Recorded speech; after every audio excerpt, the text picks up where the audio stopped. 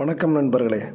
பொதுவாக பார்த்தீங்கன்னா, நம்ம ஒரு வீடு கட்டும்போது என்ன பண்ணுவாங்கன்னு கேட்டிங்கன்னா, பேஸ்மெண்ட் வந்து ஒரு ரோட் லெவல்லேருந்து குறைஞ்சபட்சம் ஒரு 3 அடி, அதிகபட்சம் 3 அடி 4 அடி அந்த மாதிரி ஹைட்டில் இருக்கலாம். இப்போ இங்கே பார்த்தீங்கன்னா, இந்த பேஸ்மெண்ட் வந்து இங்கே ஆக்சுவலாக அந்த ரோட் லெவல்லேருந்து பார்த்தீங்கன்னா, ஏறக்குறைய நம்ம வந்து ஒரு 5 அடி மேலே தூக்கியிருக்கிறோம். அது நேச்சுரல் கிரவுண்ட் லெவல்லேருந்து பார்த்தீங்கன்னா, இயற்கையான தரையிலேருந்து அது வந்து ஒரு 9.5 அடிக்கு பக்கத்தில் தூக்கியிருக்கிறோம்.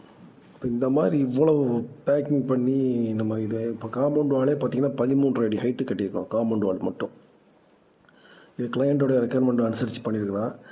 இந்த மாதிரி பண்ணும்போது இதுக்கு வந்து என்ன பெஸ்ட்டு, ஆக்சுவலாக வந்து கிளையண்ட் விருப்பப்பட்டார் பேஸ்மெண்ட்டில் வந்து சாதாரணமாக நம்ம பண்ணக்கூடிய ஃப்ளோரிங் வந்து வேண்டாம், அதுக்கு பதிலாக வந்து ஆர்சிசி ஃப்ளோரிங் போடலாங்கிற மாதிரி அவர் சொன்னார்.